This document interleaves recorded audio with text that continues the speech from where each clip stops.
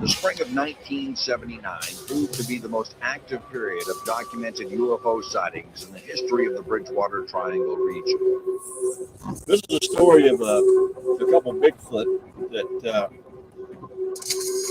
tossed the two of our miners up on Hoyt Peak back 20 years ago. Nestled in the woods in the middle of Denton County lies Old Alton Bridge. Built in 1884, it's better known as Goatman's Bridge. We've heard of the ghosts that haunt the shores, the lizard men of the swamps. But one tale has yet to be let off its leash.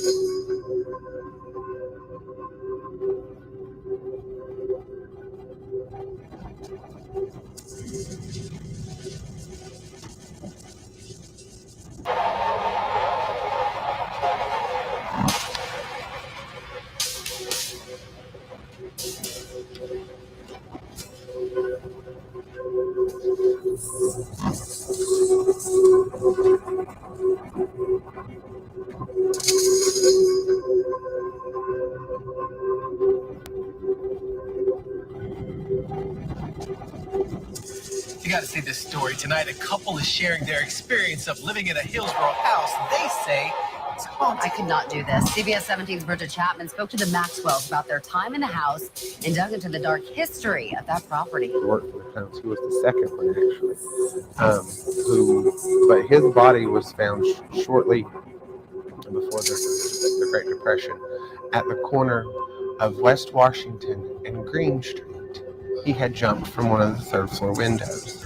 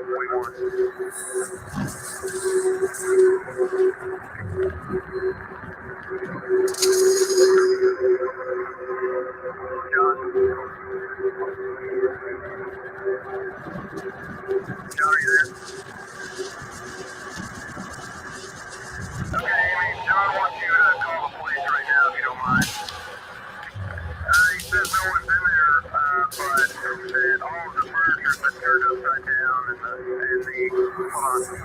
He says the carpet's been ripped up and the shower is on, but nobody's in there. Man, that's scary. I'm officially freaked out now.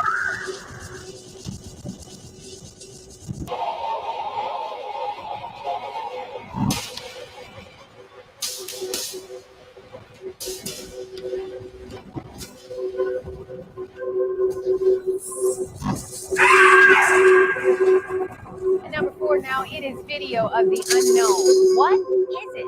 Is it real? And what is it doing there? A family in Highland, Michigan believes their house is actually haunted and thinks something is harming their little girl. Connection News reporter Alan Campbell went to the home and see for himself. It happened here in this room as 15-month-old Lily was inside her bed. Caught on camera, something walks in front of her, catching Lily's attention. Whatever it is, the family says it needs to go. It's almost like she sees something that we don't. It's an image Heather and Josh say is haunting their home. It was chilling. It was literally a chill down your spine. Like that what if factor.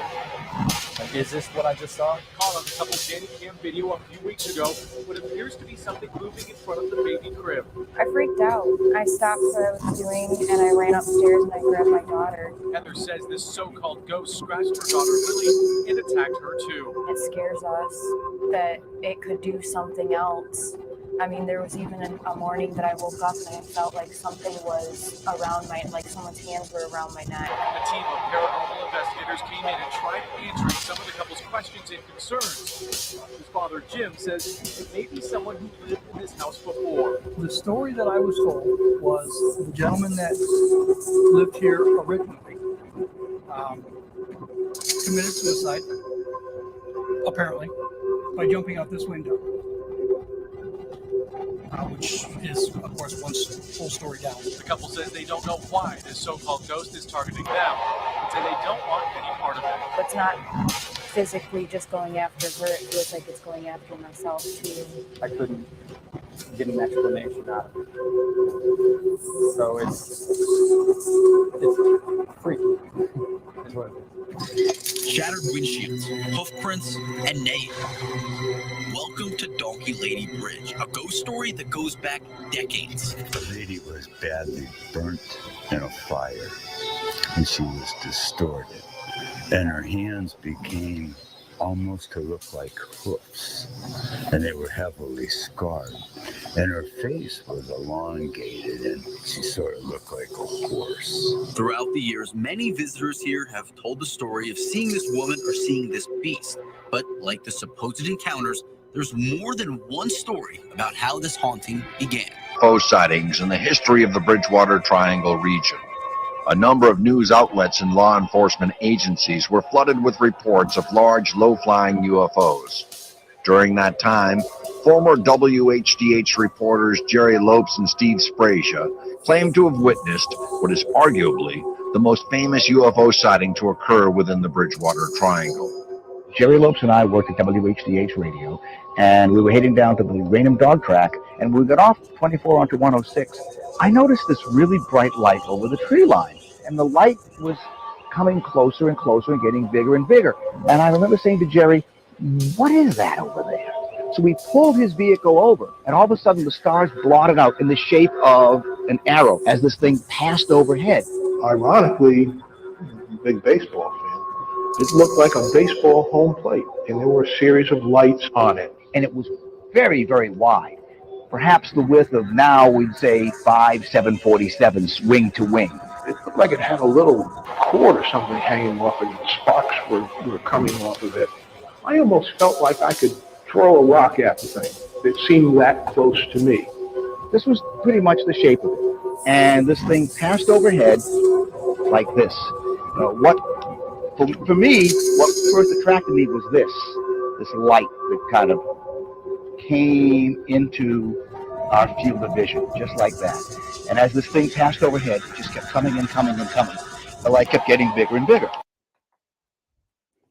Do you believe ghosts, aliens, Bigfoot? poltergeists, curses, near-death experiences. Maybe you've had a personal encounter you want to share with us. Maybe you're a big believer in the supernatural, or maybe you just like the idea that the world we live in might just be a little more mysterious than we usually admit, a little more magical. Join us every Friday where you can suspend disbelief for one night, for a little while, and venture into the unknown. Welcome to Yellow Cottage X. And here is my host, my co-host and future host, Hey. Jay Rice. Hey, Jay, how are you? Hey, Kevin, how are you? Very good. Good to see you. Erin's waiting in the wings. She has some personal stories. I guess she has a lot of stories. I haven't heard any of these. I know you have some stories. Yeah. I know you've been booking a lot of guests and doing some recorded interviews that we'll be putting up soon. Yes. Why don't we, we'll get to know each other more later during the show, or let the audience get to know us. I found this really cool story on Reddit that I want to jump into. This was just a really good story. You never know how true any of these things are on Reddit, but sometimes they're true, and this one sounds kind of cool. So this is from Reddit. I'm reading this. My dad was a mean son of a bitch, and we kids were terrified of him, especially on nights he hit the VFW and drank till closing. He'd come home and watch those old history shows on the Discovery Channel, before it was all UFOs and ancient aliens. Sometimes he'd watch Animal Planet type shows, but usually it was history. And what really got him was Nazi stuff. We practically grew up with Adolf Hitler as a member of the family. On a bad night, he'd come home mad at his life and would beat up Mom in their bedroom. I'll never forget the way the walls sounded. She almost never cried or screamed because she didn't want us to hear nothing. That's his spelling. But finally, after I don't know how many months or years of this, she started locking the bedroom door on nights he went out drinking. So those Hitler shows would be on all night, Dad falling asleep in the big armchair. But with the door locked, when he needed a target, it became us. Me and my brother lived in one room, my sister Dixie in another. One night, we heard him stumble up the stairs, and after a long time slamming the bedroom door to get at Mom, he turned on me and my brother. We'd never been beaten before, so it came as quite a shock. We couldn't go to school the whole rest of the week because of the bruises. Before you blame Mom for not coming out to save us, you have to understand that by then she was very weak and permanently anxious. She didn't have the strength anymore. But at least he avoided our sister's room, meaning Dad. After that first night, we started locking our door too, and made sure Dixie locked hers. I remember him coming home, slamming our bedroom door, chips of paint falling, us praying the lock would hold. And it did. We heard him at Dixie's door then. We crept over to our door and listened, making a pact that we'd go and help her if he got through her door. Dixie was begging and crying from her bedroom. No, Daddy, no. We were only 9 and 10 years old, so we couldn't have done much to help, but we were going to try. Fortunately, Dixie's door held too, and he went back downstairs to sleep with Churchill and Stalin. This happened several times until one morning we went downstairs to sneak out for school and found Dad dead in the big old easy chair. A cigarette had burned all the way through to the stuffing of the chair, but fortunately, the fire had not spread much. At times, we even missed Dad. Hard to explain, but him and Ma were what we had. Mostly, it was a relief that he was gone, though.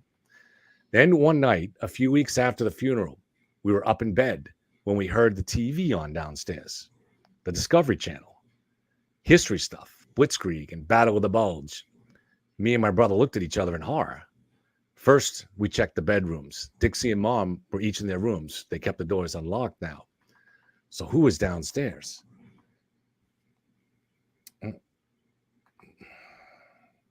Sorry, a little message popped up on my screen. So who was downstairs? At the bottom of the stairs, we could see the old box TV flickering a black and white documentary.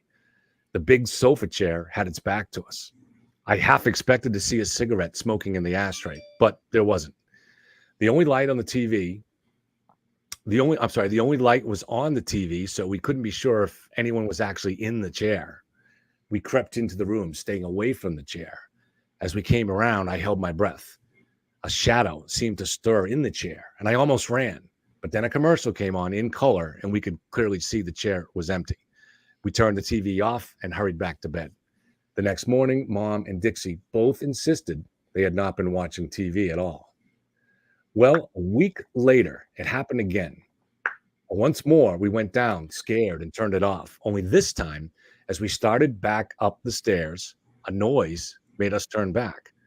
Cigarette smoke wafted from the ashtray. There was a dog that barked there, so I'm just going to repeat that. Cigarette smoke wafted up from the ashtray, though there was no butt in the ashtray. And then the TV came out, and then the TV came on all by itself, and bombs fell on London in black and white. We shot up the stairs.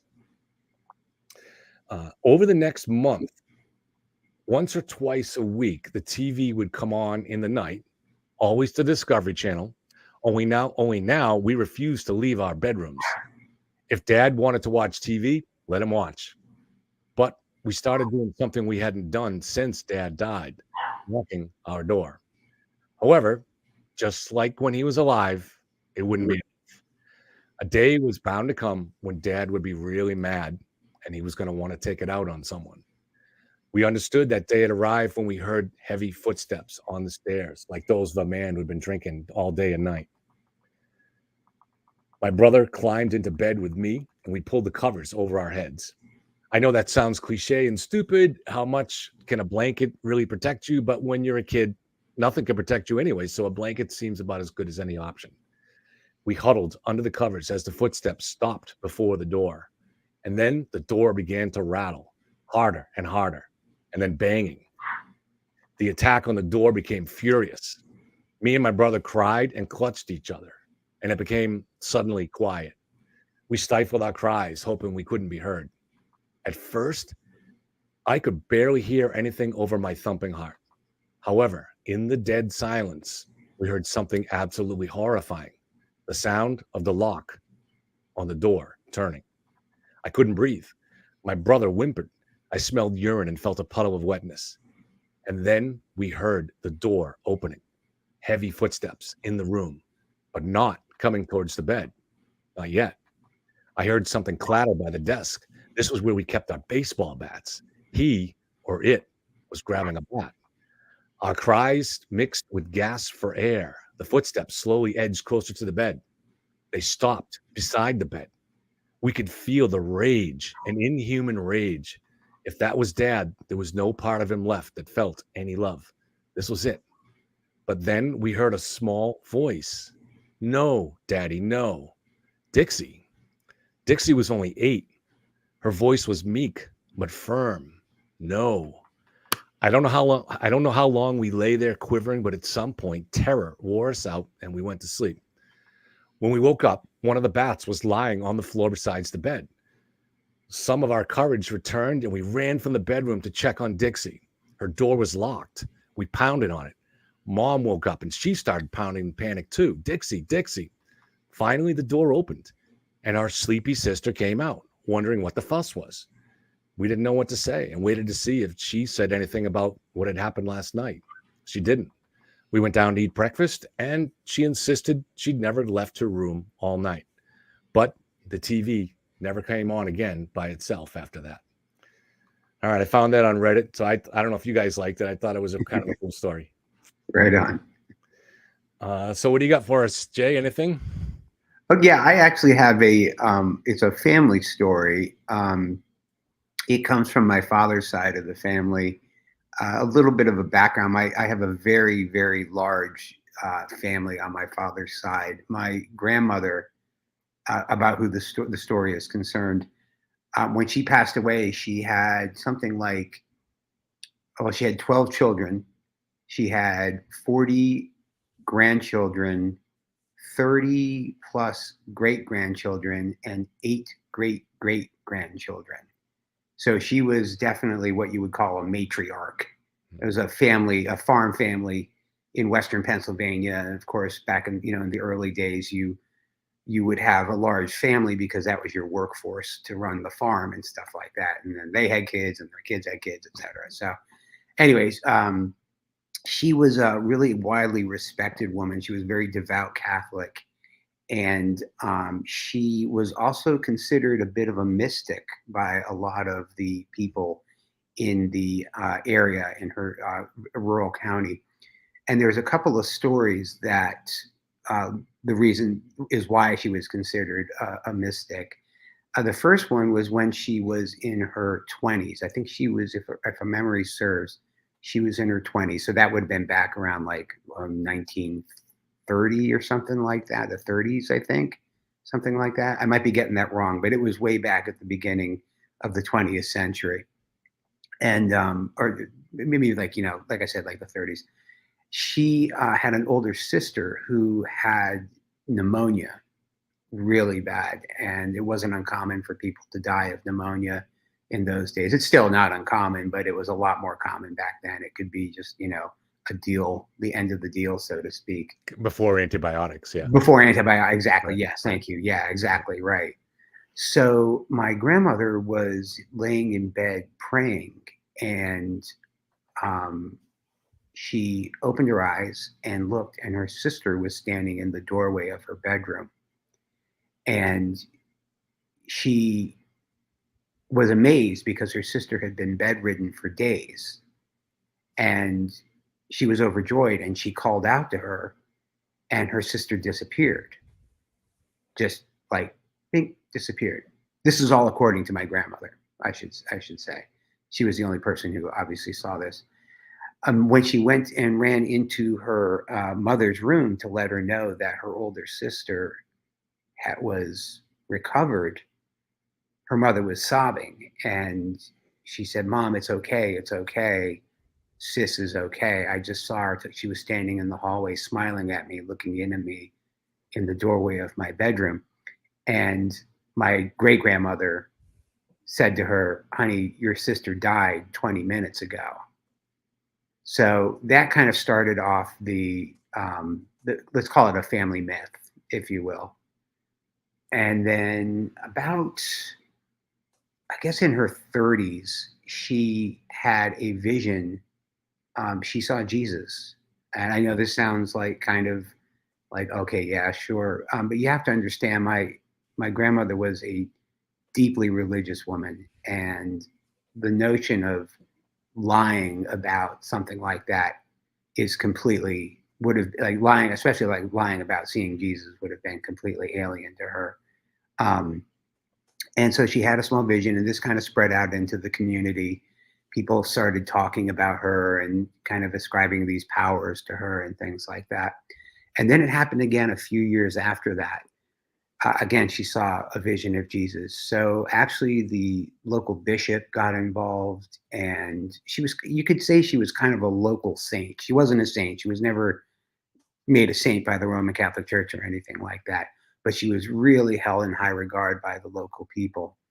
So that's kind of the woo-woo side of the story, if you will. When she passed away, this has to be about, I'm guessing, 15 years ago now, maybe longer than that, maybe 16 years ago. When she passed away, we started to get contacted by mediums who said that they were in contact with her and that they wanted to meet with the family and to share these messages that Mary Ellen, that was my grandmother's name, Mary Ellen had for them from beyond the grave. So they targeted some of the less sophisticated, as I said, very large family. We've got everything from PhDs to people who work at Quickie Marts in the family. So we have a broad range of levels of sophistication, if you will. So these mediums were targeting some of my older, less sophisticated relatives in small towns. And we found out later that that was actually a scam. They were professional hustlers who would read the newspapers and look up funerals. And especially if they found someone with the notoriety that my grandmother had. I mean, she'd been like noted by the church, the local church held her in high esteem, all this sort of thing. So that's my story. That's my family woo story.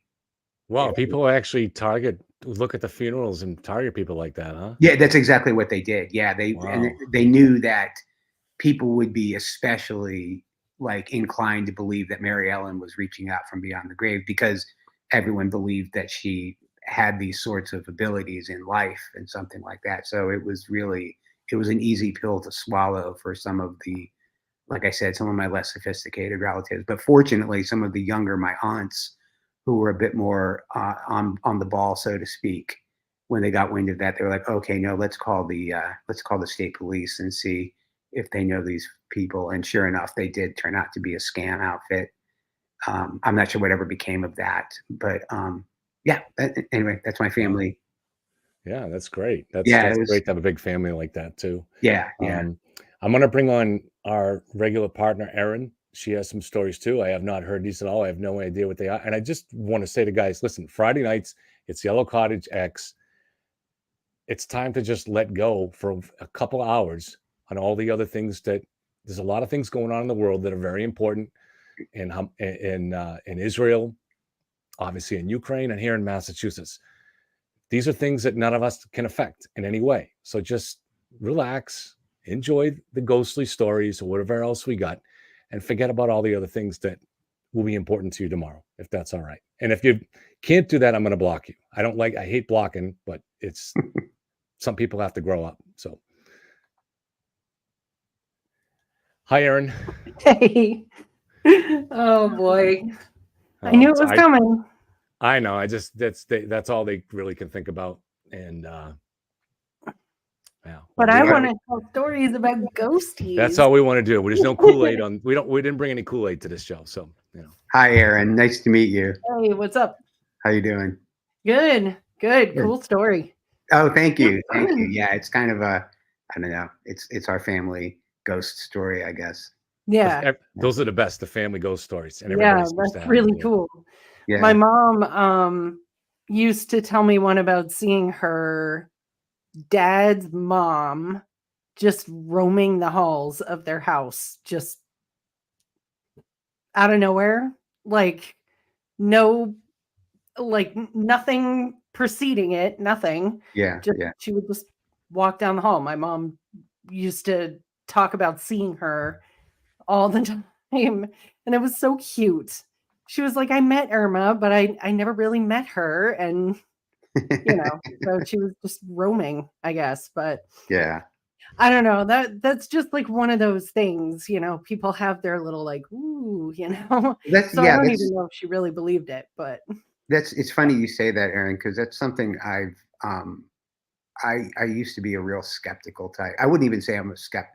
I was a skeptic. Mm-hmm. I didn't believe in this sort of thing, but I was not a debunker. I make a distinction between a debunker and a skeptic. A skeptic is someone who withholds judgment. I personally didn't believe in this sort of thing, but I wasn't going to jump down anyone's throat. When you have a debunker who comes in with a preset mind, if a ghost jumped up and bit them in the ass, they wouldn't believe it. I don't. You know what I mean? That's a funny way to spend your time. Yeah, like, in my personal opinion, I don't want to offend anyone, honestly, but yeah. How can you disprove the existence of something that nobody knows if they exist? Just like sit back and enjoy it, Yeah, it's a fun ride. The thing something I've come across, and over about 5 years ago, I kind of had a change of heart about this sort of thing. I've actually had a ghostly experience I can share in just a second. Which was in a church full of people, and a number of people actually saw what happened. But what I was going to say was the debunker kind of mind. I think there's a lot of fear behind it. I was listening to a show about aliens, and this one guy was talking about how when he was young, he was terrified of stories of aliens, and that's why he became a debunker, to disprove this. And as he was speaking, he was getting more and more excited and more. And it was obviously that he was terrified of the notion. Now, maybe we should be scared of if there are such a thing as aliens. You know what I mean? I don't know. I'm not saying I'm not attacking him for his fears or criticizing for his fears. But I was critical of him because I realized that if an alien like landed on his foot, he wouldn't believe it. You know what I mean? He would still be like questioning it because it was coming from a place of fear. And I think that's where a lot of the debunker mindset comes from. Skepticism is great. I don't think you should believe everything everyone tells you or whatever Right. you read on the internet or whatever. But Okay. sorry, go ahead, Gav. No, I was just gonna say I don't I don't have a lot of personal stories from my life, but it's one of those things where sometimes you think back over time, and maybe some of it's been forgotten. Especially even just forget about supernatural stuff, but even just like I spent so much time in the bar scene, from my 30 years in the industry, that something will pop out and I'll be like, wow, I forgot that was a weird thing that happened. So one of the strange things, it's not really a full story because it was just something that happened. But when I was 5 years old, I was growing up in the city of Lawrence, and my best friend lived about 4 houses up the street. His name was Dave. And all the houses there were built in the 1950s.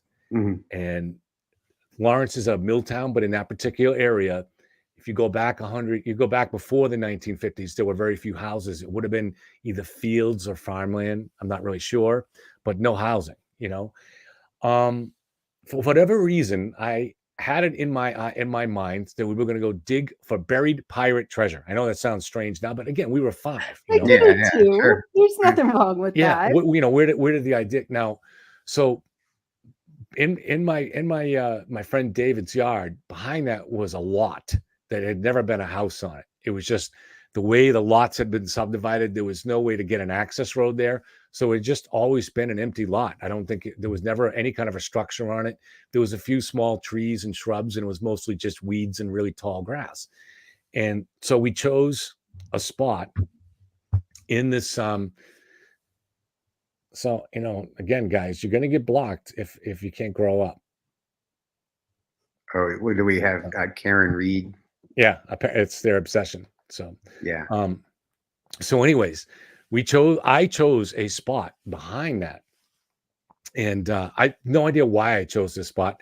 We're 5 years old, so we had no tools. We didn't even know how to use tools. We wouldn't even have thought of that, and we found a clearing where we could, maybe pulled up some grass or something, and just started digging with our bare hands. Now, how deep can a 5-year-old get with their bare hands? Not very deep. Okay, maybe a couple inches, right? Well, very quickly, I found a human tooth.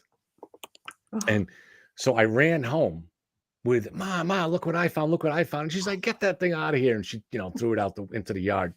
That's how it got in the field originally. But so I go back to my friend Dave, still waiting there, and we start digging again.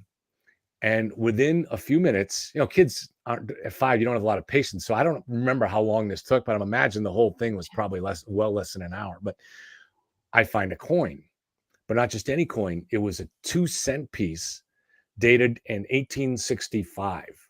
What? And so this coin is still in our family. Actually, about 5 years ago, I gave it to my niece, and so it's sitting in her house somewhere, or in my brother's house. She probably left it behind there, but it's fun. And that's the end of the story, except that what would make me get the idea to go dig, and why would we choose that location, and why would this stuff be buried so shallow? And to this day, I wonder, I'm like, Erin, should we go out there and see if those people will give us permission to dig there? Oh, totally. Because there could be a body there or Yeah. something, right? My mother-in-law has a metal detector. She goes searching for stuff on the beach once in a while, and I'll ask if I can borrow it. I'll have to We go should knock head at their over. door. I all these years, and even it's one of those things that happens when you're a kid, you don't think about it again. But the only reason I even thought about it was years later. I was looking through and I found that coin, a 2-cent piece. I should get it back from my niece. I don't think she probably has any use for it. And now that she hears the story, she's probably gonna think it's haunted or something like that. But why was this 2-cent piece sitting with a tooth, and what else is there? I mean, if there was a body buried, would a tooth come up closer to the surface? No. So I it just don't kind of stay know. down with the other. I don't mean like if the body was buried 6 feet under. I mean like if a body was something criminally happened and was buried, say a foot below, would a tooth be more likely to rise up a little bit? I don't think. I mean, when you see a lot of skeletons found, like even really old ones, their teeth, not all the teeth are necessarily intact, but oftentimes they are. I don't think it's a given that the teeth fall completely out of the skull or something like that. Mm-hmm. So Could have been someone got punched and a tooth came out. That's what I wonder if it was a fight over the 2-cent piece or something. Oh. got their teeth knocked Well, see, that's the out. thing. In the 18th, nothing was built there until the 1950s. The whole area was just field. Wow. You know, for really probably a couple of square miles. It was owned by the railroad, and they were just letting it sit there for future development. So I don't what's know. left of a railroad tramp that was riding the rails across the country.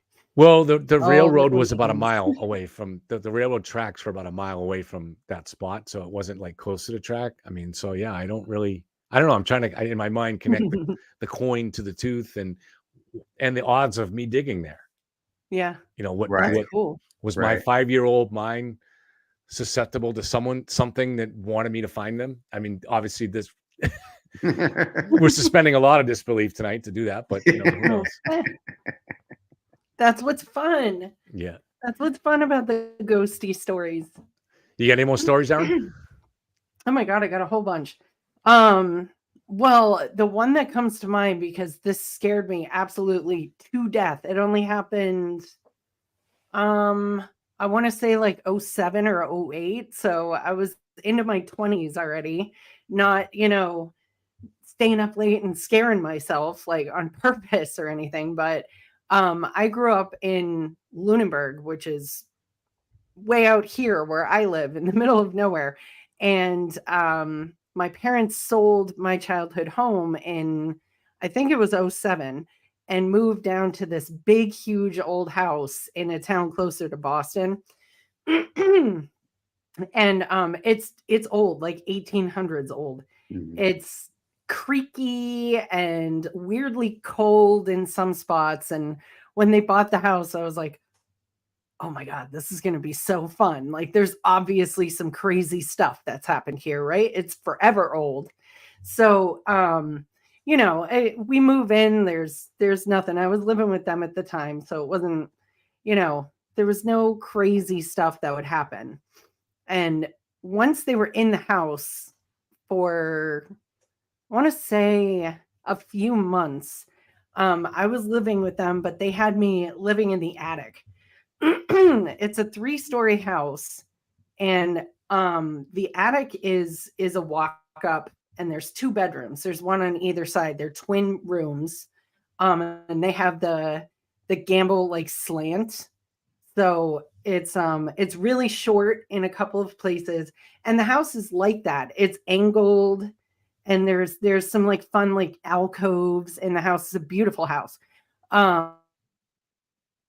First got settled in the house, they had this one spot in their bedroom where the ceiling is really low. It angles way down. So it's probably only like 4.5 feet tall, like at the wall when it hits the ceiling.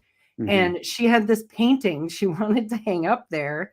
So she puts the bolt in the wall, like the anchor, and secures it and hangs the painting, doesn't think anything of it. The painting would not stay on that wall. And it wasn't like it would just fall.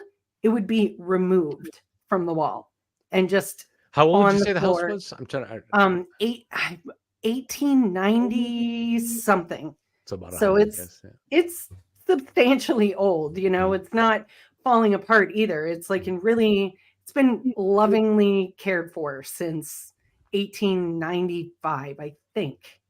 So this painting would never stay on the wall.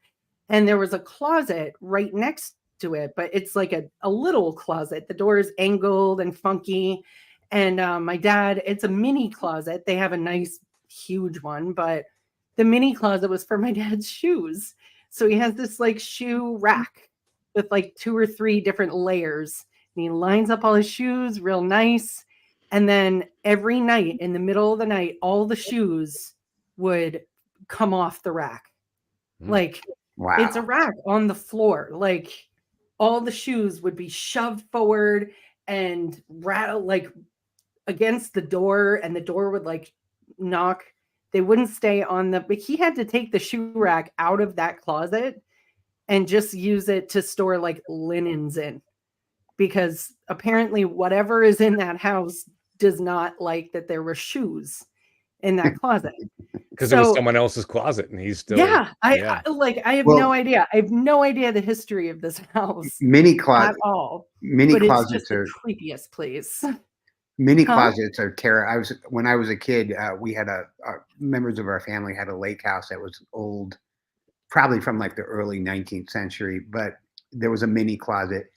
They're the scariest things in the world when you're a kid and you're sleeping in a spare bedroom and there's this little door. And I would just lay in bed at night waiting for the little door to open and like little people to come out and drag me off into the darkness. So Oh my a God. mini closet is already a terrifying thing. They're so scary. If something starts moving around in there, that's a whole different. Yep. And it was tiny.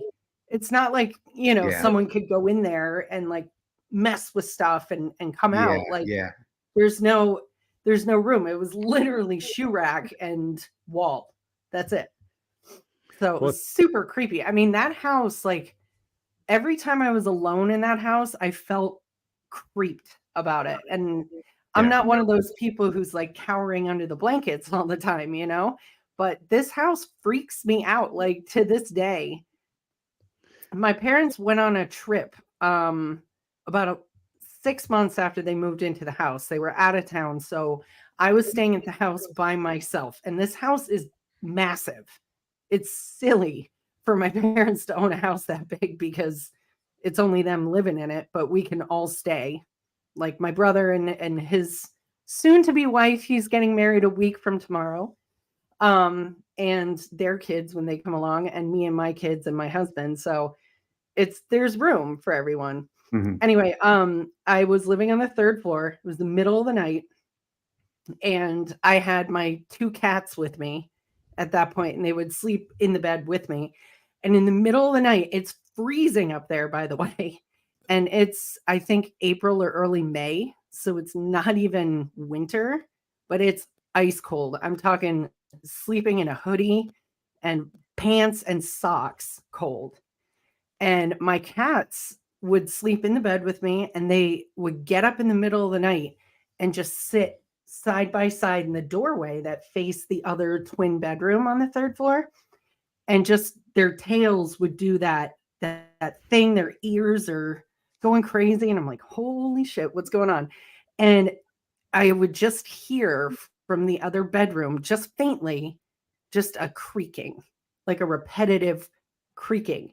So I'm laying in bed like, I don't want to, I'm meanwhile, like 22, 23, like I'm a grown ass woman and I am terrified, like just laying in bed, like terrified. And I'm like, oh, you're an idiot. Just get up, go look, go see, just stop it. So I get up and I'm walking, like sneaking through the hallway, and it's tiny. It's a landing. And I'm looking in the door of the other room, and it's not closed. It's maybe open like that much, right?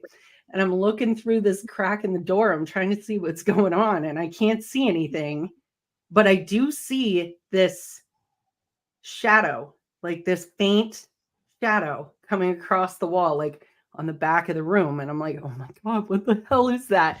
So I'm like, all right, stop being a little bitch about this. And I shoved the door open and I look, and my rocking horse from when I was a little tiny girl, is this wooden rocking horse, is going like someone is on it, going, not just like someone touched it and it's faintly moving. This thing is going. And I was like, nope. I ran out of the house, got in my car, and I left in the middle of the night, just bounced because no. Oh no. It's So funny we, if you think. we Oh, I'm sorry. I did thought the you were. bathroom over. Yeah. And we found a bunch of crazy shit in the walls too. Inside the walls? Yeah, like creepy pictures of like children from like early, those creepy old like they weren't photographs, they were like artist renderings of kids, but they're like those glass-eyed doll looking. They're super creepy. My mom pulled them out of the wall and was like, hell yes. And she framed them like a creep. So they're in the house and they're framed. I'm like, why? So I can't walk by them. They scare me. But yeah, creepy shit in that house. It's funny you think about it. Like you tend to, we're thinking like, what would the people that lived in the house before that might have an attachment to a closet or something like that. Right. But you can think about it from another perspective too. Like imagine yourself right now. I don't know how you've lived in the current house that you're in, but say you've lived in your house for a number of years and you feel like it's your space and you feel really attached to it. And then for some reason you're gone in the near future, gone. And if there's a sense of self that exists somewhere else, does it still have an attachment to that space? Meanwhile, someone else is living in there. That's taken over your space. They're in. Oh, you bet your ass I'm gonna haunt the shit out of my house when I'm gone. Like, yes, please. I know I'm we're not all hunting. thinking I'm not about hunting it. this apartment. I'm going to find a nicer apartment to hunt before I die. That's all I'm- Oh man, I've seen some crazy videos lately on the TikTok. The TikTok. I sound like an old lady. There's this guy who lives in a haunted apartment and he posts videos all the time of like his utility room door just like opening and shutting by itself. I'm like, move out, dude. What are you doing? Just go. Yeah. Aaron, I think that's it. I think this stuff is more commonplace than people. When I started to, when I became less skeptical, or more open-minded, maybe, I don't know how I want to say it exactly, but talking to friends and stuff like that, like it seems like almost everyone has some kind of strange little story out there. Definitely. And if you look back, I was doing some research on it. It's called the Society for Psychic Research. I feel like I've heard of it. SPR. It was. Oh. Uh-oh. The poltergeist got him. Oh no. Carol Ann! While he's hooking up, I'm gonna bring on Bigfoot. All right. This came out this week. A new image. Oh, we're going to talk about cryptids now. I'm excited. Let's do it. Let me see if I can get this nice. An elusive creature. Oh. Are you able to see that? Just squatted. Yeah, I can see it. Let's see if I can get bigger. It's about as see big your as camera, I'll do it. this cell Are phone they on a image. So it's just- train?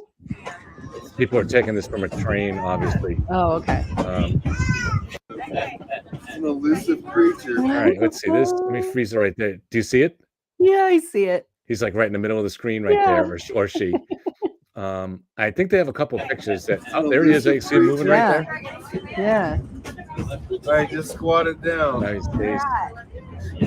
Yeah, let me see your camera. I'll do it. Zoom in, dude. If I can pull up one of the pictures. It's as big as it wants to come, I guess. Let me see. No, hit the arrows. Hit the arrows on the top right of the picture. There's like, nope, even higher. Oh, okay. Yeah. Yeah, it's still not going to make it gonna much get bigger, though. Okay. Yeah. That's just nice scenery. Oh, pretty. And you can kind of see the face right there. Yeah. I mean, it could just be a dude in a Chewbacca costume who wanted to mess with people, but wow. Out in the middle of nowhere.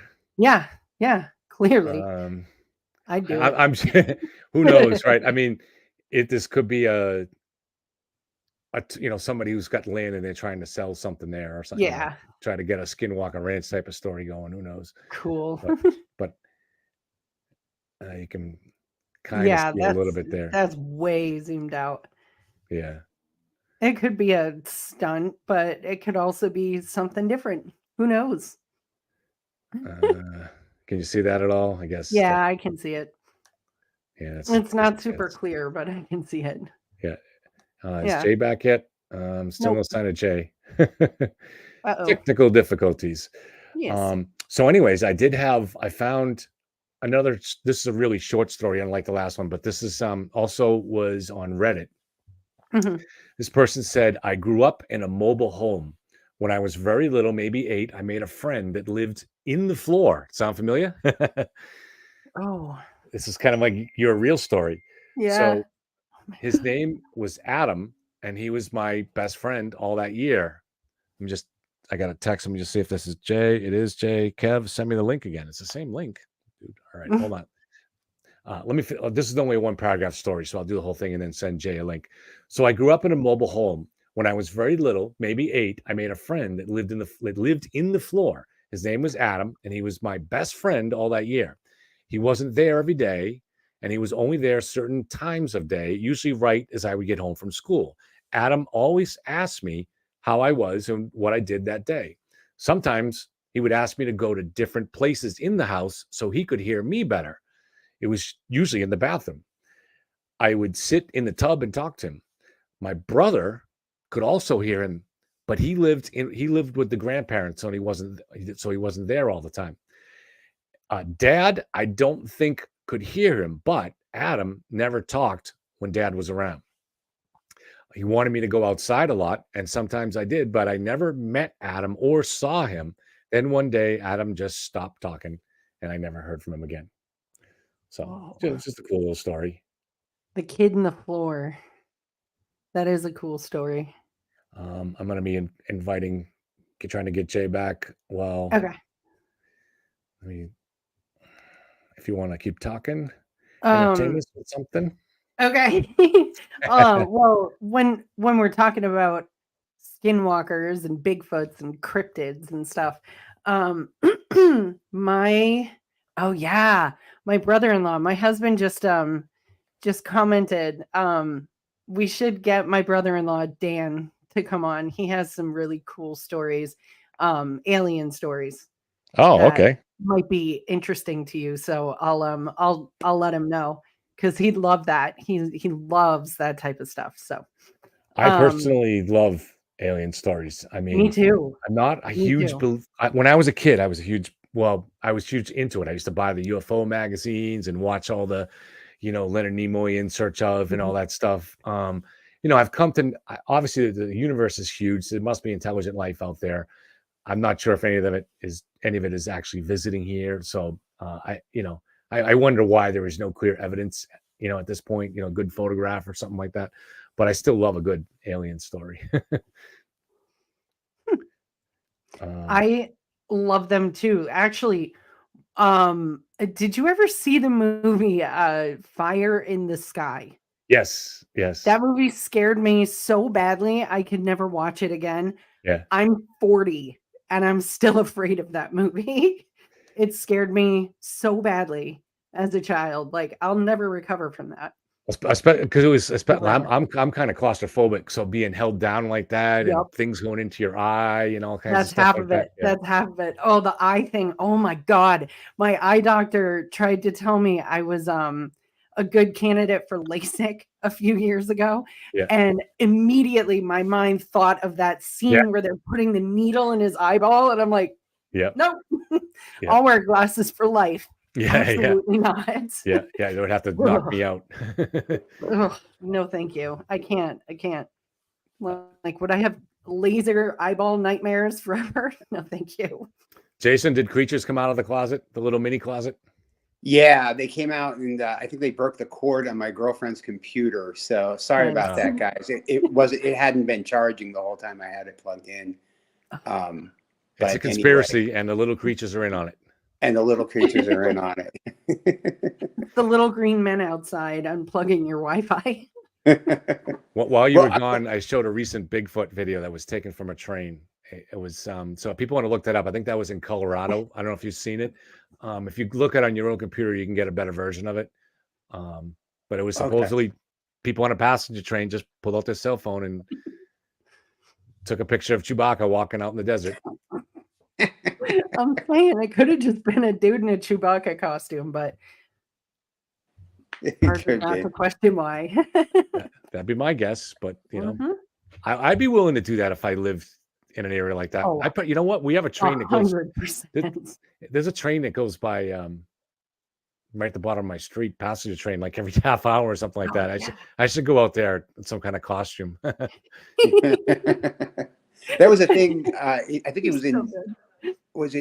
There was a thing a couple of years ago. This is maybe like 10 years ago with clowns. People just dressing up as clowns. I Can't do talk that. about it. Yeah, they would I just have like the fear. stand near people dressed as a clown, and just Mhm. like everyone would be like, "WTF? What's going on?" Mhm. Dave, That just- Dave McGrath's son is obsessed. The 4-year-old son is obsessed with killer clowns. He wants to see them so bad. Oh God. Ugh. Ugh. Yeah, that's I can't. terrifying. What's the phobia? What's the phobia called? Chlorophobia, I believe, isn't Thank that you. it? Like I have that. chlorophobia. I think it's chlorophobia. Yeah. I Is it think you're really? right. Oh, it actually is a. It's yeah. Yeah. that whole like clowns just appearing, like Yeah. creepy homicidal looking clowns just existing in different places. It scared me so bad. I was afraid to leave the house. Like, really? Yes. I'm so scared. Like, I want to barf when I see that. Like, it's not a run away and hide kind of thing. Yeah. They just make me like, it's visceral. They make me nauseous and terrified. I guess it's something Wow. about the idea of the human being in a mask or things like that. You don't really know what the human being is underneath. Mhm. You know, that makes it kind of scary. And then See, I I found would be out scared. pretty young who John Wayne Gacy was. So Yes. Yeah. cemented. If I were dressed up like a clown, I would be afraid of getting blazed by somebody. Yeah. You know what I mean? Like standing on a street corner like a clown, and someone goes by and bat. Like, Yeah. okay. It could be Aaron. Yeah, it This probably would be is. Aaron. I don't have a firearms license. It wouldn't be me. I would be the one like throwing my shit in the air and screaming and running in the other direction. Here's another quick little good story that I found on Reddit. And what was cool about it was the ending, actually, because it was someone that commented after this that explained the legend of what this person, and that's what made it seem a little bit more believable. So this is one so I'm reading from Reddit. This is one my grandma used to tell me about one of her aunts. They lived in Laos during the Secret War. Her aunt, this is the United States in the Vietnam War, was fighting in Laos and Cambodia, undeclared. So her aunt started talking with one of the American soldiers, and he started learning basic Hmong. I'm not sure if I pronounced that right. Did I say that right, Aaron? Hmong? I have no idea. Hmong. It's I think Hmong. so. Yeah, I think so. And that's one of the Cambodian people language. Mhm. So after some time, though, he stopped showing up. The basic consensus was that he was dead, but she kept waiting for him. So this is obviously, it doesn't say it here, but clearly a romantic interest. When things got really bad and the bombs started dropping, they fled to the caves for shelter. Well, one night, as everyone was sleeping, she hears a familiar voice, and it's the soldier. He's mumbling in very broken Hmong. I'm back for you, over and over again. So he just kept saying that same thing. I'm back for you in Hmong. It says her eyes are still closed until she feels something reach out and grab her shoulder and slowly move down to her hand. When it reached her hand, she said it wasn't a human hand at all, but like a large animal paw. She briefly opened her eyes to see a dark figure, clearly not human though, standing over her. Then she heard her aunt get up. Something was said, but she couldn't make out what it was. The figure then left, and the aunt followed the figure. This was still in the middle of the night, mind you. The aunt was never seen again. The story is that the dead soldier came back to take her with him, or something else imitated him in order to take her.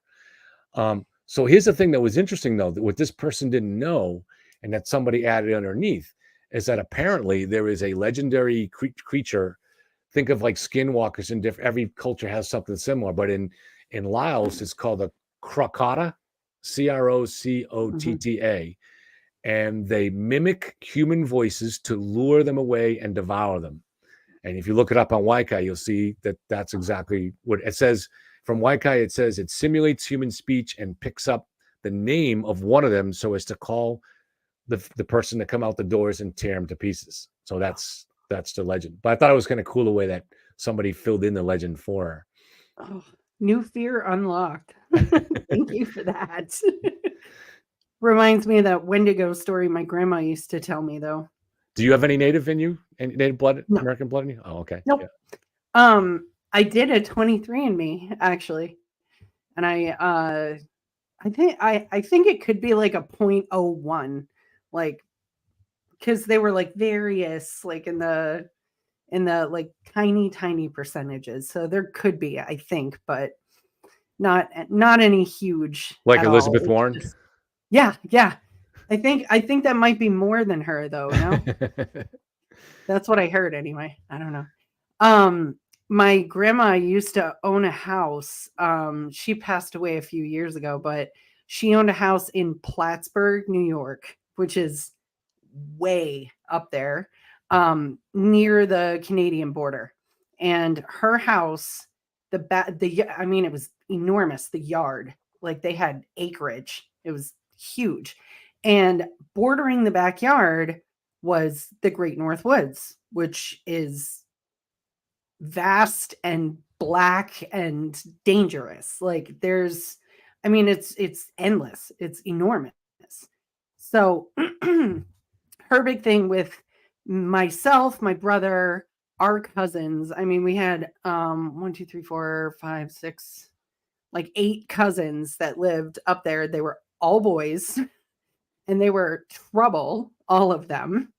And by association, me and my brother also trouble, because when we all got together, we did the dumbest stuff.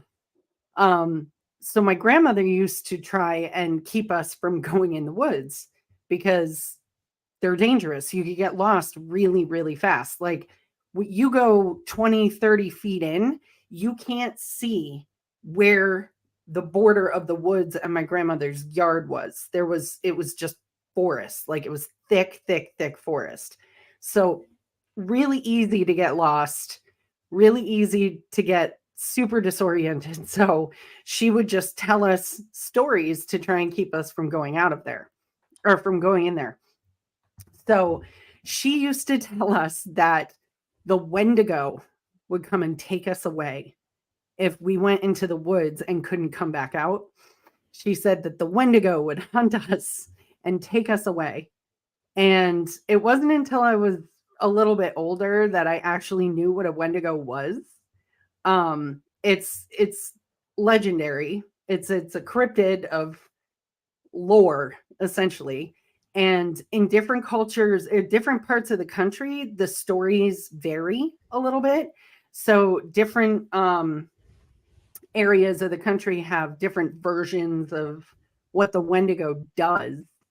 But in this particular region of the country, the Northeast region, the legend, as I found out later, was that the Wendigo was a skinwalker, essentially. It was a giant, not giant, but just a very large, gaunt humanoid creature. No fur, just really, really thin and just like even thinking about it, it's just horrible. The arms were super long, the legs were super long, and it was just hunched, no hair, big ears, tons of teeth.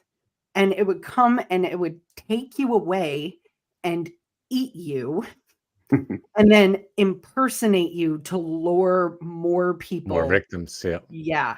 Yeah. Terrifying. Like, why on earth was my sweet grandma telling young kids that this thing was going to come and get them? And it had the opposite effect. As you know, if you've ever been a child, you know, if someone tells you don't do something, you want to do it. It's the first thing you want to do. So she says, don't go in the woods. We're like, we're going in the woods.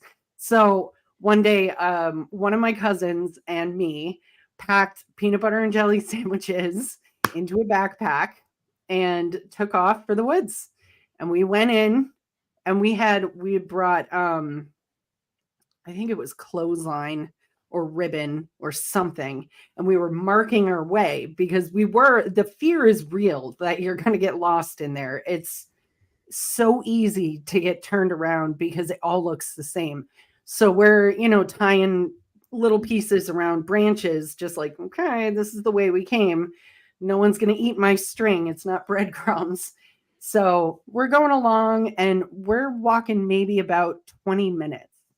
And we come to this place where it was the weirdest thing. It was a clearing that was like almost a perfect circle. and there was nothing growing in the middle. It was just pine needles on the ground. And we had been hearing, and it's during the day, so you're hearing little creatures, you're hearing birds, there's stuff in those woods. There's bears, there's deer, there's all manner of things. So we're not like, ooh, what's that in the woods? What's that in the woods? But we could hear something stomping, like something loud. And we're just like, all right, let's go away from that thing, because it's obviously something bigger than us. So we just kind of veered our course a little bit and kept going. So we come to this big clearing, and I'm like, oh, holy crap, I've never seen this. We've never been back this far.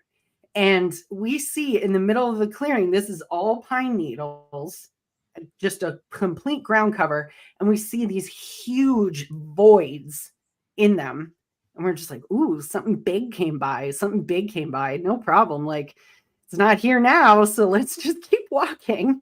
And as we're walking across this clearing, the temperature, and it's summer, it's 90 degrees outside, but the temperature in the middle of that clearing, 20, 30 degrees cooler.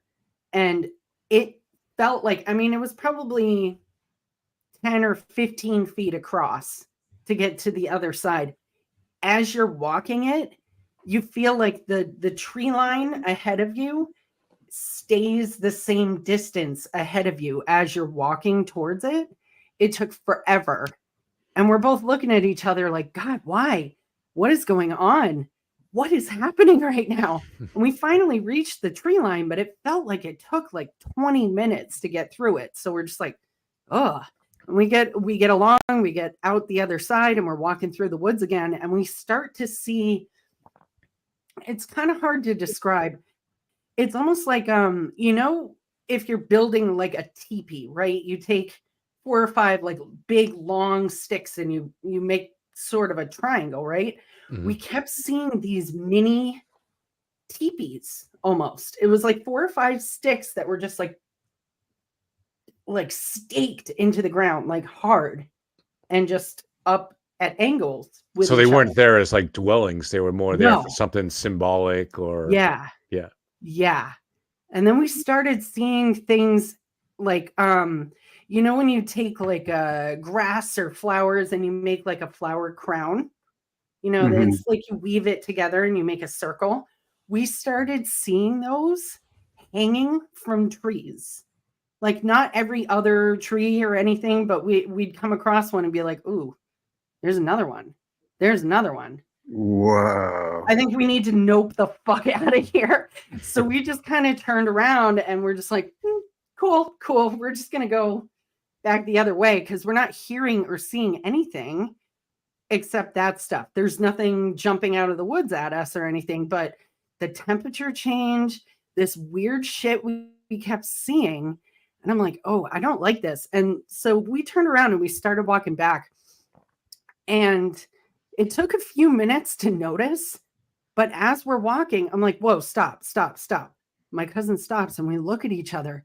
No critter noises, no birds, no breeze, no noise. It was just dead silent. And I was like, we need to get out of here right now. So we just booked it. And the same thing happened when we got back to that clearing. We were running like fast because we were really nervous about the fact that things got real creepy real quick. So we're just like, F this, we're out. So we're running across that clearing. And again, it just feels like it takes forever. It felt like our legs were it felt like we were running in slow motion going through this clearing. It took forever. And it felt like we had gone really far to even get to that clearing. But the minute that we got to the tree line, we started seeing the ribbons again. And I was like, oh, we're almost there. And we were just out like that. It was like the distance between the clearing and the backyard didn't exist anymore. Like we ran and then we're just back. And it was like it never happened. I was like, well, I'm not going back in those woods again. Like Grandma thinks the story worked. It didn't, but the experience did. It was definitely. And you might have been in real danger and from human danger. So yeah. some creepy cult thing going on out there, and I don't know about any of that, but no, who knows? But you sense it. You sense there's something not normal out there, and then because of that, because you sense it, your brain starts putting different interpretations of time on the clearings and different things like that. And I'm the sure it animal was. noise, I'm but- sure it was like completely mental. The whole thing with the. But I mean, my cousin and I, we weren't like narrating this as we're running together. Yeah. Like we were Yeah. talking about it afterwards when we came out, and I was like, "Did we just experience something crazy? Like, did that just happen?" Did you ever go back? Yeah, we went back in. We never found that clearing again, though. Never found it again. And our ribbons were still there. Like years and years later, we had just tied them to branches, but nothing pulled them down. There was no reason for them to come down because they're deep in. So it's not like someone was like, "Oh, okay, it's litter. Let's take it down." Like, nope, they stayed for years, and we followed them a bunch of times, but we never found it again. Totally strange. Did you ever research online to see if you find any little structures similar to those ones that you found? I've looked into them before. Like there's various things that people talk about, like for those to be, there's a lot of talk of like Bigfoots, big feet. What's the plural? I don't know. Sasquatches. Sasquatch. Maybe it's plural and singular. I don't know. But there's some like theories floating out there on the real deep Reddit subs about them trying to communicate with humans, but like trying to communicate, stay the hell away from us with those sort of like, don't go past them or we're free to attack you. That's some stuff I've read, but again, like no one knows. So I don't know, but it was super creepy, super duper creepy. Yeah, it definitely is. A lot of weird stuff happened up there. Like I've got a ghost story, guys, if you want to hear one. So this took place about this was around between Thanksgiving and Christmas of last year. I was at a funeral. A family friend passed away, and I was in it was I think a Lutheran church in New Jersey. It was an old church. It was from the 19th century church. It was really beautiful little building, but very solid, well built. Like you were saying, that old home, Aaron, is still like solid, like unlike buildings today, which fall over in like 5 years and stuff like that. So anyway, it was a full service. The place was full of people.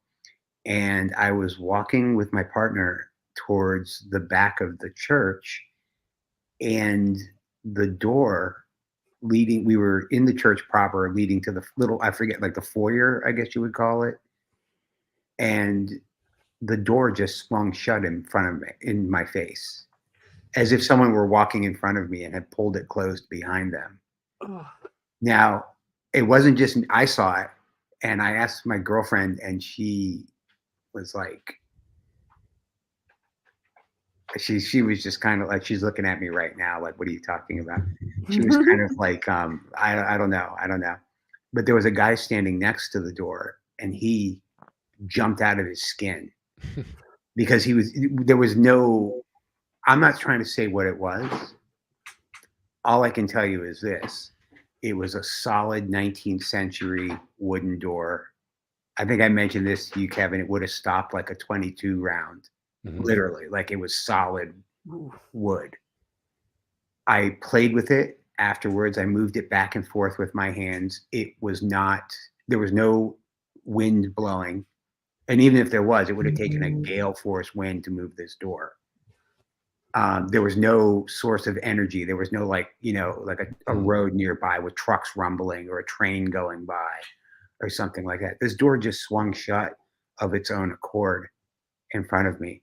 And it was interesting. I mean, that was interesting enough, because I was like, when something like that happens, you kind of like, it's like you're beside yourself. Like, did you just see that? Like, you're like, did I? Yeah.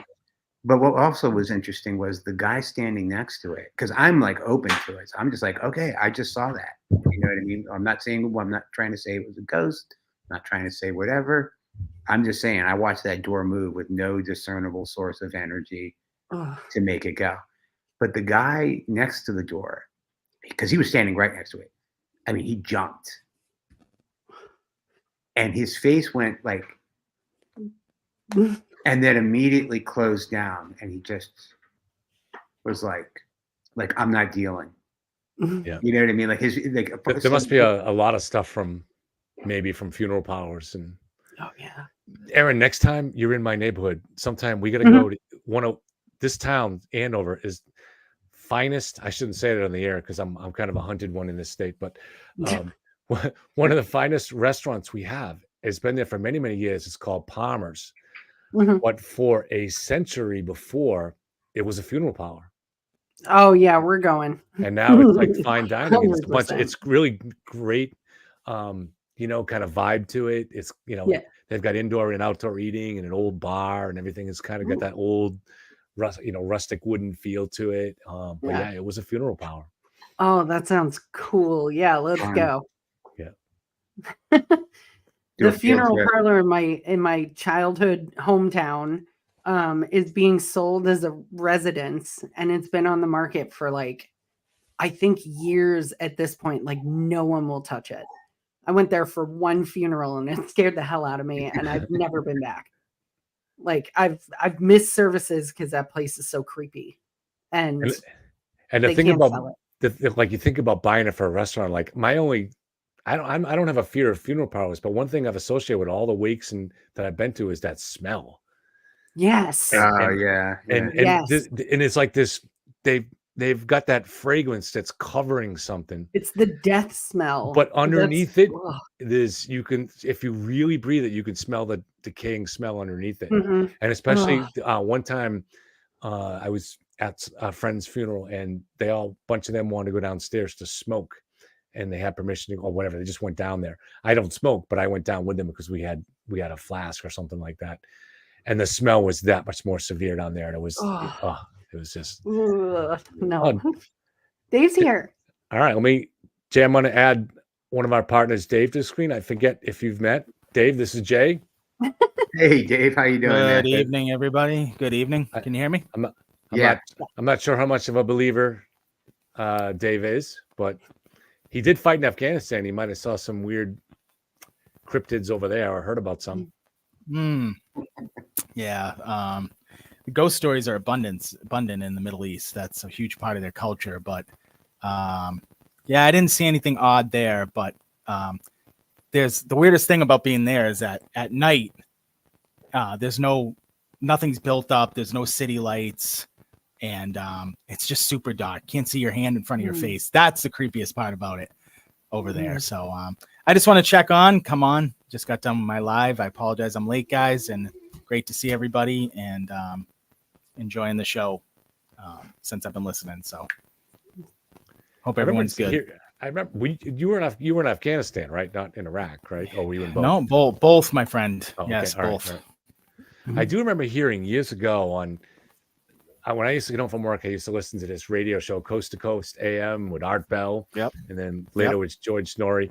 And there was this guy that had this story on there from Afghanistan where supposedly there was a giant living in a cave that all the villages had to kind of pay homage to with X amount of bodies or something like that.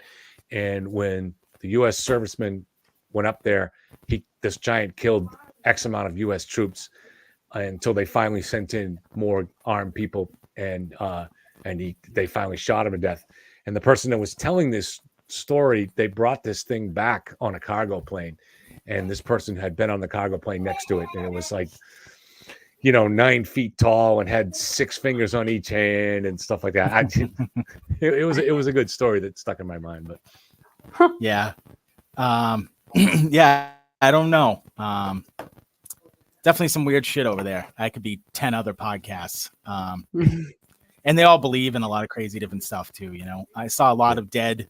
I just came on as you guys are talking about the smells, and more than anything, the smell is what's closest to your mind, and you remember smells over everything. Like everybody, you might not remember what your grandma's couch looked like, but you definitely remember the smells when you entered her house, right? And you know, scary real life story here is towards the end of my last pump in Afghanistan, there was this woman who I would continually see at the end. She was always by Kabul airport, which is now famous, of course, for the 12 Marines who died there during the disastrous pullout of the Biden administration. And I watched this baby that she would carry decompose. Every single day would decompose more. This woman would beg for money and she would hold her dead baby. And over the course of a month, you know, I would start to see all the skin.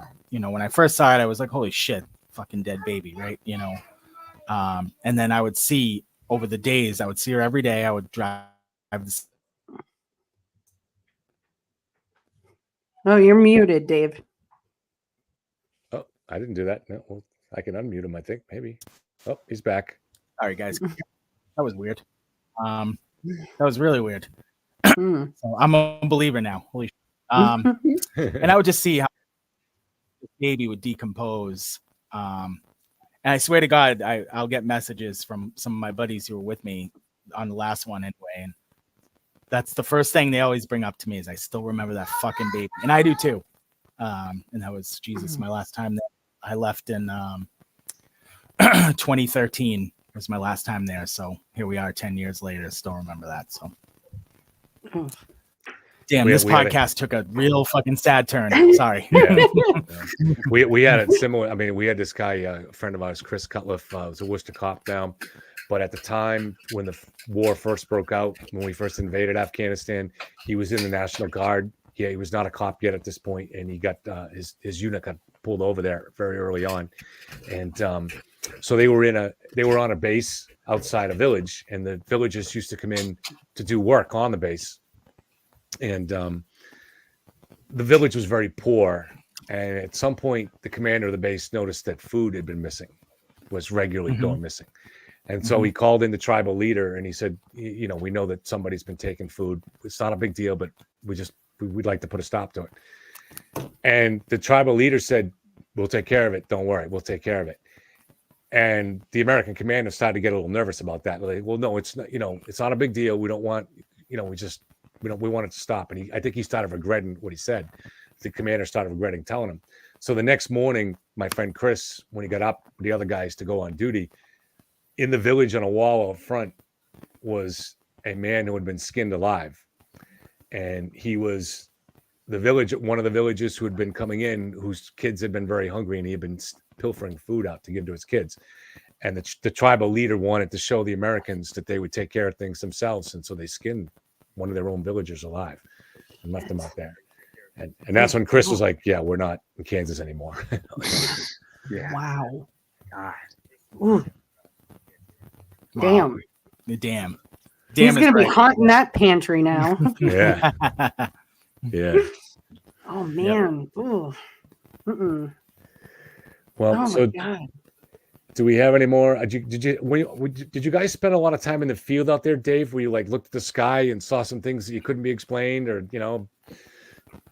Yeah, I mean, we definitely worked at night because we had the night vision and the bad guys didn't. So we took advantage of that. In fact, by the time of my end there, we really predominantly only worked at night because the daytime was just so dangerous. You know, we were just getting so smoked sometimes. Yeah, I mean, there was a lot of stories about UFOs and aliens, and, you know, you're in the middle of the freaking, you know, when you're there, this is like Bible days. This is the shit they wrote about, you know, you're like there, you're in it, you know, and it's amazing I'll never forget flying in over the mountains and thinking like, wow, this is like the shit I grew up watching, like Black Hawk Down, Band of Brothers, you know, here I am, some fucking dingbat kid, you know, I have no business being here. But those stories were like, you know, I'm sorry to get off track. I don't mean to reminisce, but you struck a chord with me, I guess. And, you know, those stories were abundant. It's just, I don't think I was open enough to them at that time because we would hear it all. I would hear it every day. Oh, you know, we got ghosts, we got alien activity, we got all kinds of shit going on. This thing called the Significant Action Report that came out every morning, and you'd read them and you'd be like, really? Like, you know, what are we doing out here? Are we on drugs? You know, what are we, you know, and, but again, you know, weird energy attracts weird, right? So those, you can Google it too. I ended up in a Reddit thread one night on soldiers' paranormal experiences in Afghanistan. I highly suggest you check that out. For those of you who are listening and watching. But unfortunately for me, I'm like one of those people, like I've been everywhere and and seen nothing because I was always like too preoccupied. I remember one time I was at the Dead Sea in Israel, and looking back on it, what an experience, you know what I mean? But I was always like in transit or had my mind like on the next thing. I never stopped to look around, in retrospect now, almost 40 years old, I wish I did, so. Because you were younger too, so you didn't really have the same sense of history in those things back then. No sense. Just a totally dumb, clueless kid. And isn't that like everybody's story? Like, oh, I wish I did this. I wish I did that. Yeah. Yep. What service were you in, Dave? In the Army. I was in the Army too. From way before. I was in during the first Gulf War. Oh crap, man! So you guys. I'm sorry. I wasn't in theater. I was actually in a nuclear missile unit during the whole war. So very cool. We got drunk all the time, and that's good to know. Our line was, because like other guys would like bust our butts about it. Like, what'd you guys do? Well, we sat around and got drunk. We had a few like, beers. You weren't in the shit. And I was like, guys, if we were in the shit, none of us would be here right now because we had Nike Pershing missiles underneath our bunkers. Like, so. Right. Anyway. If the nuclear guys are getting busy, it's a fucking problem. Yeah. Then when our flag goes up, then it's right. Say your prayers and right. So anyway. Yeah. I mean, I honestly, I don't mean to make this conversation about this, but like, yeah, I've definitely been like in a lot of shit, but like, I feel like that's such a different phase of my life and that many veterans get tripped up living in their past, and it's just, that was one portion of my life that chapter is now closed, and I don't like to live on it too much. I frankly don't even really like to talk about it too much. And it was like 15 years of my life, but like, it's over now, and like too many guys in our community, I think get so caught up in it that they never truly move on with their life, and I don't think that's very healthy, frankly. Well, I bet you could tap into some of those veteran groups to get us some good Yellow Cottage X stories. Yeah. Stuff that they got, like you mentioned, guys were talking about stuff, but kind of you're more focused on your duty at the time. Right. But now guys going back and reminiscing in a fun way. There's, like you said, there's an obsessive way and then there's a fun way too. So Exactly. There was some Hawaiian. I'm sorry, I'm just pulling from memory here. Something I saw on YouTube, so I'm sorry I can't be more specific. It was in Hawaii though, and it was something about the ghosts of Japanese soldiers.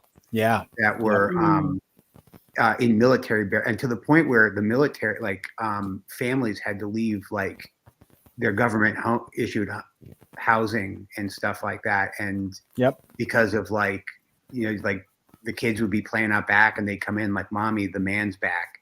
And they're like, there's a guy with a sword in the backyard. Yeah. I'm sorry, I don't have any more than that. I just remember watching the show a couple of years ago. You're referring to the 25th Infantry Division, which is based in K-Bay. I was based there for the first part of my career. Those stories were rampant there. Really? About them having to close down whole facilities because of old Japanese soldiers. These POW soldiers supposedly? Yeah. So okay. Yeah. Yeah, POWs that we took after Pearl Harbor because that area is very close to where they hit. Very and I'm sure there was a lot of POWs that they held there during the whole course of the war, but 100%. We locked people up and kept them there for years afterwards.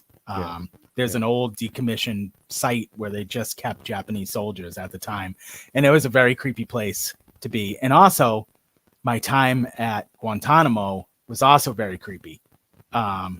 Just being around those. I was in Gitmo in 2006, just playing guard, basically, which basically meant I worked Monday through Friday, and then I bounced to go to the mainland and hang out in Cuba, and it was cool. But and that done back then, I was really, really young, obviously. So I was like 25, 24. So, and there was a ton of creepy shit going on there too, because obviously, you have many, many detainees who died there.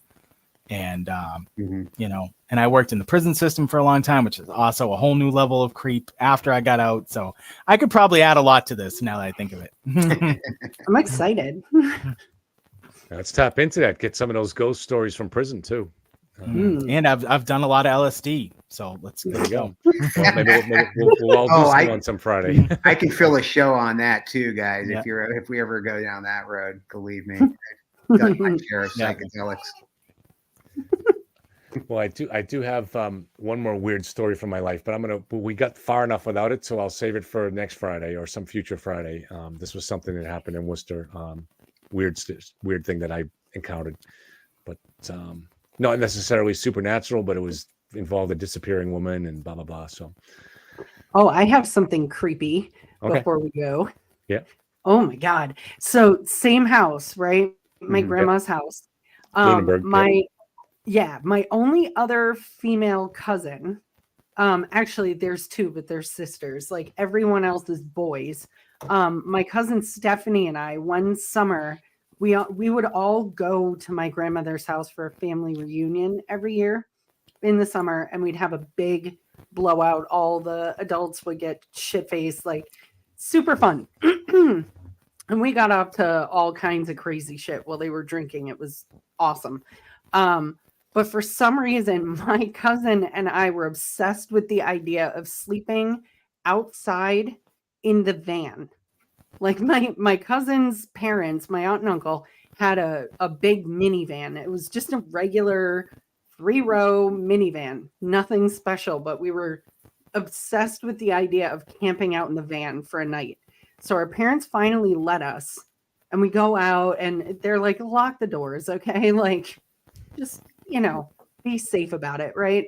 So we're in the van all night, like just, listening to CDs, and Ace of Base was big back then. So we were having a time, right? We're reading the Teen Beat magazines and listening to pop music. We were having an awesome time. And then finally, it's super late. So we're like, all right, let's go to sleep. We lock the doors and we go to sleep. And in the middle of the night, we got woken up by someone jerking on the door handle.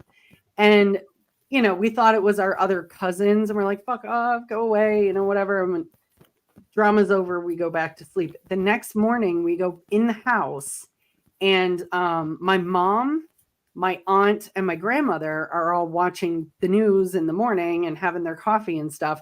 And we're joking around like, oh, yeah, a ghost came and rattled the door on the van last night. And my mom and my aunt both turned around and looked at us, and they had gone completely white, because it turns out that, and I don't know who it was, but a murderer had escaped custody that night, the previous night, and had actually gone through where my grandmother's house was. So it appears that he had tried to get into the van. Oh, wow. So, yeah, I still contest that it was not him. It was just one of my cousins messing around, but that's like one of those like, ooh, super creepy things that happen up at that house. I mean, there's a million of them, but yeah. Note to So self: I stay the love fuck the away show. from that house.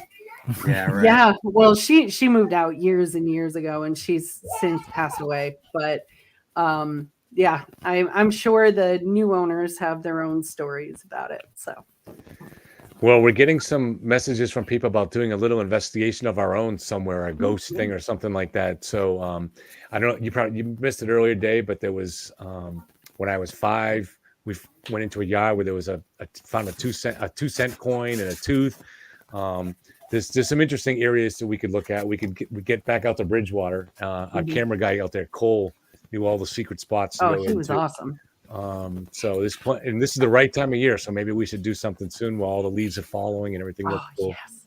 Yeah, I'm down to check out the triangle, man. Definitely. That's such a weird, crazy fucking place to be. So yeah, man. Oh, I'm down. Let's go. Yeah. Middle of the night. Don't care. Let's do it. Especially knowing, with the hospital being there, and I mean, you couldn't dream up a scarier scene than that place. You really couldn't. It's got it all.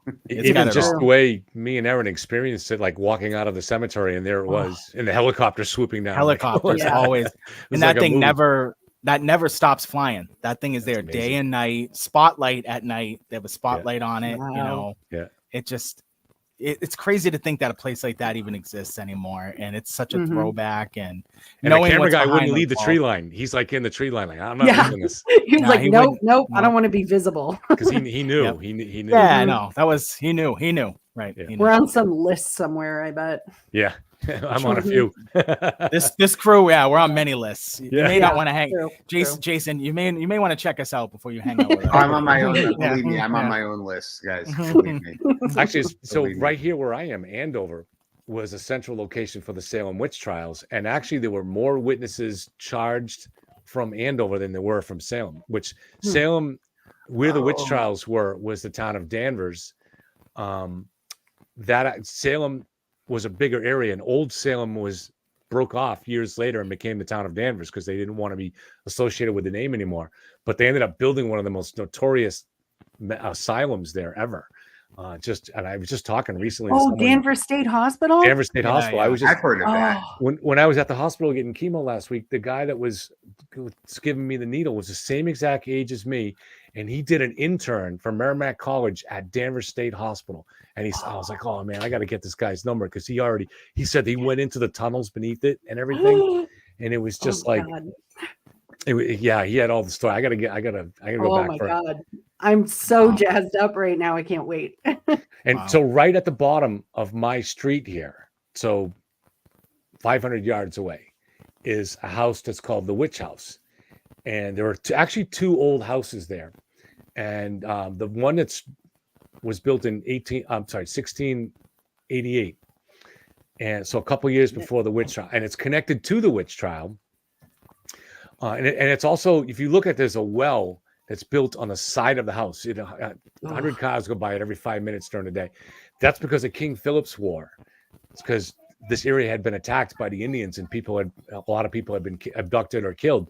So they built this thing like a fortress. I've been inside it. So the walls are really thick and stuff like that. Cool.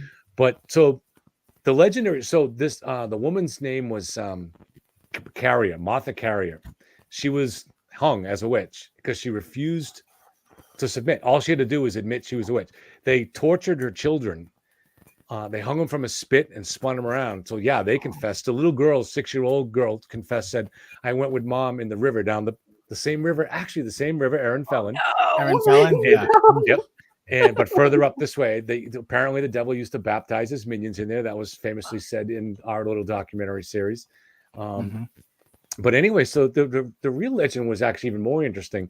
So the guy Carrier, the name came. So her husband, he was 7'6". Now back then, 5'6" was tall. This guy was 7'6". All right, that's ridiculous height.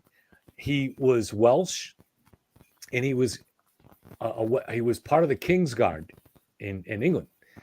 And then when they had the revolution there, and Cromwell overthrew the king, so they had to behead the king. This guy was supposedly the one that did it. And he did it out of loyalty to the king because he didn't want to miss the cut. All right. But then years later, when they overthrew Cromwell, they passed a law that were going to kill anybody that was involved in the regicide. Even though he did it out of loyalty, he had to run. So he took a ship over got off in Montreal. Now, back then, between Boston and Montreal, you had some settlements at the end, up to the end of Massachusetts, and then many, many miles of nothing but woods and Indians. Yeah. And he walked from Montreal to Boston. And so at this point, he was already in he was already around 40 when he met Martha Carrier, and he married her. They moved over to Chelmsford or Tewksbury. I think maybe Tewksbury. Aaron lived in Tewksbury. And then during the smallpox plague, they came over to Andover back because they had her parents still lived in Andover, and the smallpox wiped out everybody except for Martha. And so they wanted the village, the town of Andover passed a resolution for her to expel her from the town. But she didn't leave. But she had some enemies here, and we don't know exactly where she lived, but it may have been the bottom of the street here. And when she was accused of witchcraft and refused to confess, they killed her. Now, her husband was still alive with all the kids. He stayed here for a few more years, and then he moved to Connecticut. But here's the weird thing about him. Now, back then, people died younger, right? And this guy was 7'6". He lived to be 114 years old. And Whoa. they say his hair never turned gray. And up until the week before he died, he walked like something, I think it was a 20-mile walk with a big bag of grain on both shoulders to the mill. And then he started to feel a little weaker only in that last week. And then he died in his chair. But then he has like tens of thousands or hundreds of thousands of descendants in this country. But you can look it up. His name was Carrier. So that's all at the bottom of our street here. Maybe we can get permission to go inside that house or something. Oh man, I'd love it. Okay. I love it. Well, guys, I should sign off. Okay. It was a pleasure, Aaron, Dave. Pleasure meeting you guys. I look forward to Great working seeing with you, in buddy. the future. Yes, Yeah. sir. See you next time, I got to man. get to bed. I got to get up. I actually have an interview, Kevin, in the morning with a guy from New Jersey, True Paranormal. Oh, okay. He's got some Cool. interesting stories. Awesome. Yeah. I'm Very excited cool. about that. Jason's been busy recording a lot of shows for us, so we're going to edit Nice. those and put them up, and we're going to stick to as much as possible every Friday doing this. Let go of the rest of the world and just do our spooky stories. And so Yellow Cottage Expo, we'll have a lot of stuff coming up. So thank you everybody for being here tonight. Appreciate it, Jason, Aaron, Dave. Yeah, And thanks for having me. we'll see everybody on soon. All right, guys. Good night. Awesome. Good night.